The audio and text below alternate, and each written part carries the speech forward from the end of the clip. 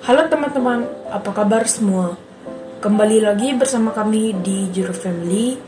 Kali ini kami akan mengulas film The Yin Yang Master. Film The Yin Yang Master rilis pada tahun 2021 yang disutradarai oleh Wei Ran Lee. Film ini diadaptasi dari seri novel On Myoji karya baku Yumema Kura. Dibintangi oleh Chen Kun, William Chan, Zhao Jun, dan masih banyak lagi.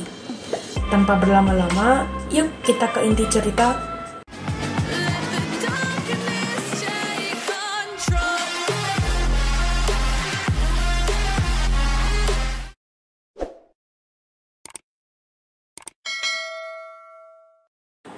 Film diawali di markas Biro Yin Yang. Karena lonceng bahaya berbunyi, si Chan membawa murid-muridnya menuju ruang segel. Sesampainya di ruang segel, tak disangka si Chan melihat seorang murid yang bernama Qingming masih berdiri, sedangkan beberapa murid yang lainnya sudah tewas. Dan juga segel batulin sudah terbuka. Lalu si Chan mengatakan, "Qingming, apa yang kau lakukan?" Dengan sedih, Qingming menjawab, "Kakak seperguruan Cimu telah dibunuh." Si Chan sangat kaget mendengar perkataan Qingming. "Cimu? Apa yang telah kau lakukan padanya?"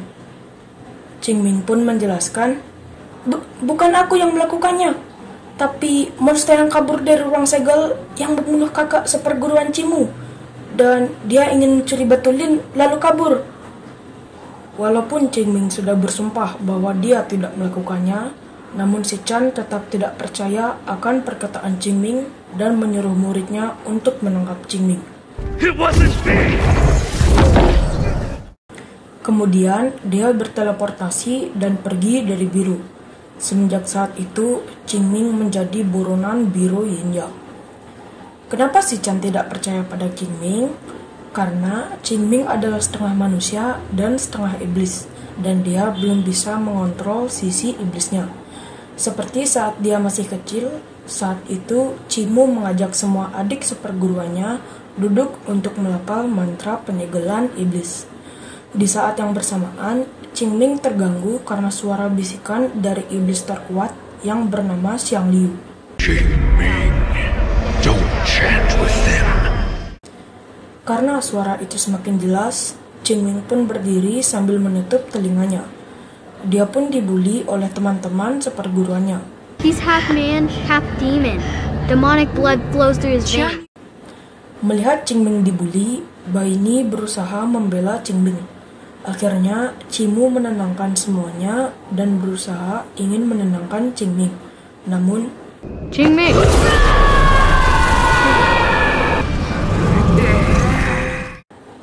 inilah alasan si Chan tidak percaya dengan Qingming.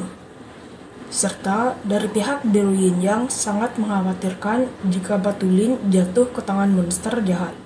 Jika itu terjadi, maka dunia akan hancur. Kenapa begitu?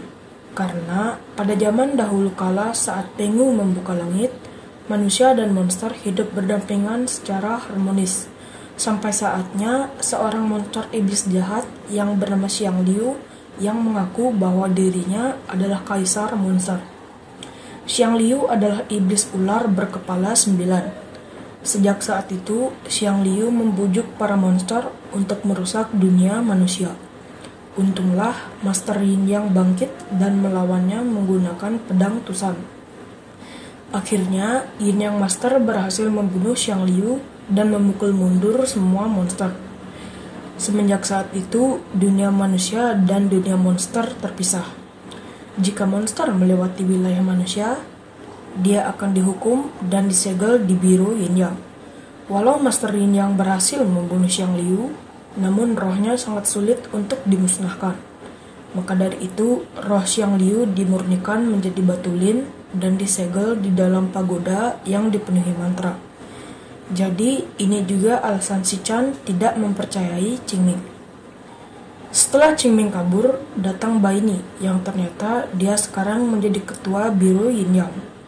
Si Chan pun mengatakan bahwa pelaku pembunuh Cimu beserta murid yang lainnya adalah Qingming. Dia juga mencoba untuk mencuri batulin. Namun Baini tidak percaya. Kita bercerita sedikit tentang hubungan Baini dan Qingming.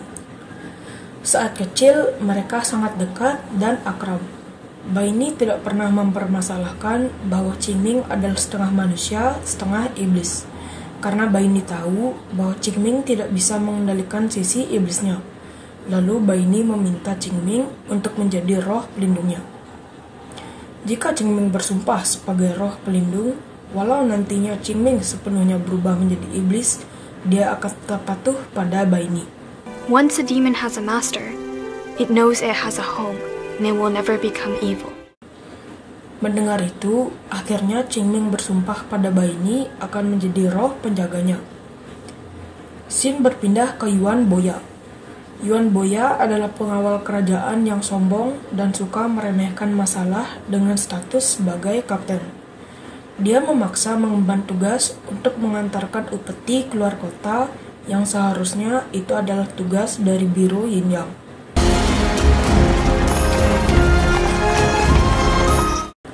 Perjalanan mereka pun terhenti karena dihadang oleh monster, yang ternyata monster itu adalah anak buah Qingming. Yuan Boya pun tak kuasa melawan Qingming.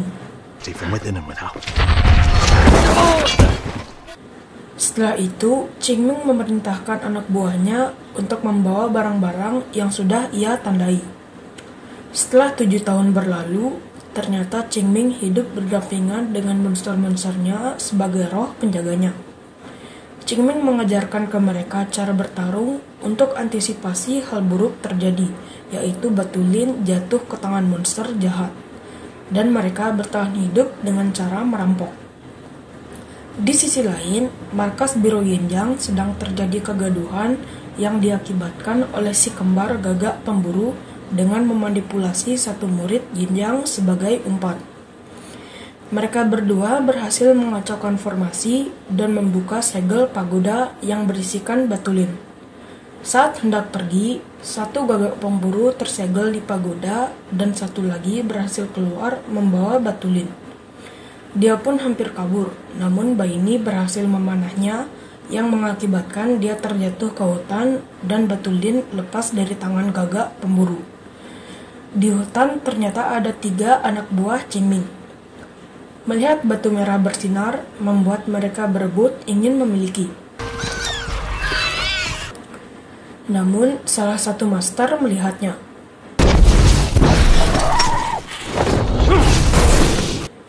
Karena serangan itu, mereka berpencar. Namun yang membawa Batu Lin terdesak, dan akhirnya... Right, demon. Put it down. Stop!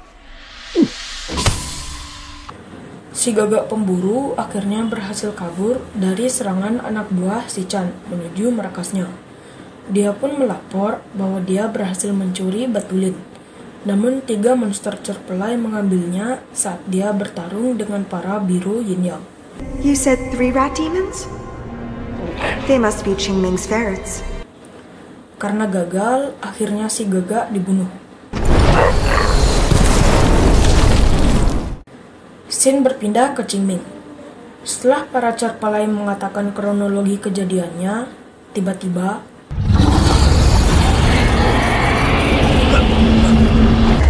We meet again, Qingming. You will help me return to the mortal world. That is your destiny. Setelah Qingming sadar, dia menyegel cerpelai itu dan bergegas menuju dunia monster. Di sisi lain, di Biro Yin Yang, para master sedang rapat untuk membahas Batu Lin yang dicuri. Karena Batu Lin dicuri oleh para cerpelai, akhirnya mereka menetapkan Qingming sebagai tersangka. Baini pun tidak bisa berbuat apa karena salah satu master melihat bahwa anak buah Qingming mengambil Batu Lin serta hanya Qingming yang mampu membuka segel pagoda. Ternyata, selama 7 tahun, Baini berusaha melindungi Qingming agar tidak diburu. Namun, karena hal yang sangat mendesak ini, membuatnya memerintahkan seluruh master untuk memburu Qingming. Sedangkan, di sisi lain, Yuan Boya dihukum karena upeti telah dicuri. Dia diberi waktu 3 hari untuk mengembalikannya. Jika tidak, semua asetnya akan disita. Kemudian dia berencana untuk mencari Qingming seorang diri. Setelah berkeliling mencari informasi, akhirnya salah satu warga memberitahunya agar bertanya kepada Yan Yanli tentang Qingming. Sesampainya di toko Yan Yanli, Yuan tak sengaja bertemu dengan gadis yang bernama Shenli yang memiliki tujuan yang sama, yaitu Qingming. Akhirnya mereka bekerja sama untuk memasuki dunia monster. Singkat cerita, Yuan dan Shenli berhasil masuk ke dunia monster dan akhirnya bertemu dengan Qingming. Namun, Qingming tak mempedulikan mereka karena dia ada urusan yang mendesak. Karena Yuan sangat mengganggu, akhirnya Qingming memberinya mantra.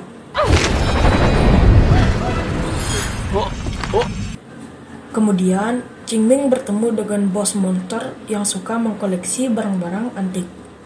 Qingming pun meminta pedang Tusan padanya, namun dia pura-pura tidak tahu. Namun akhirnya Qingming mendesak. You're in the monster realm. This is my turf. I'm the boss here and what I say goes. No, be reasonable. Setelah itu, akhirnya si Pak Bos mau menyerahkan pedang Tusan dengan syarat pertukaran. Kemudian Qingming bernegosiasi. How about 2 live humans? Lalu Pak Bos menyetujui. Setelah itu, ia menggunakan Yuan sebagai petarung untuk melawan monster. Jika ia tidak mau bertarung, maka Shenli akan dibunuh. Sedangkan Qingming diantar menuju ruang rahasia tempat penyimpanan pedang Tusan. Setelah Qingming berhasil membuka dan mendapatkan pedang Tusan, dia diserang oleh pasukan biru Yin Yang yang dipimpin oleh Baini. The light shines 1,000 miles. Connect. Sedangkan Yuan sangat kewalahan melawan monster merah. Karena semakin dipukul, monster itu semakin membesar. Karena tak tega melihat Yuan dihajar, akhirnya Qingming secara tidak langsung memberi mantra terpleset ke monster merah. Untungnya, Shenli yang cerdik mengetahui kelemahan si monster merah dan Yuan berhasil mengalahkannya. Setelah itu, Yuan kabur bersama Shenli. Namun, mereka dihadang oleh para monster. Tak disangka, si monster merah membantu Yuan dan Shenli.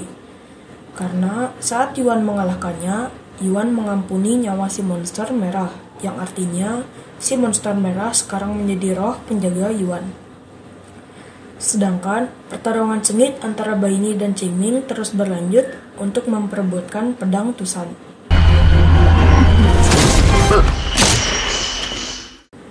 Saat Yuan dan Shenli kabur, tiba-tiba pedang Tusan jatuh di depan Yuan. Akhirnya ia mengambilnya.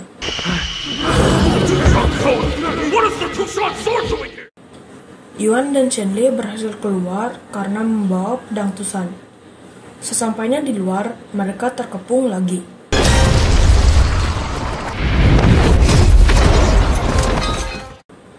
Qingming meminta pedang Tusan kembali, namun terlambat. Biru Yin Yang keburu muncul dan menyerang mereka. Tak diduga Baini membantu Qingming.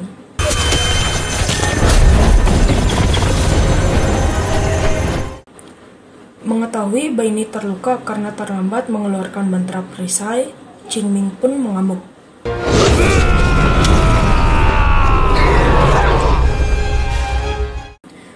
Lalu dia bergegas membawa Baini berteleportasi ke markasnya.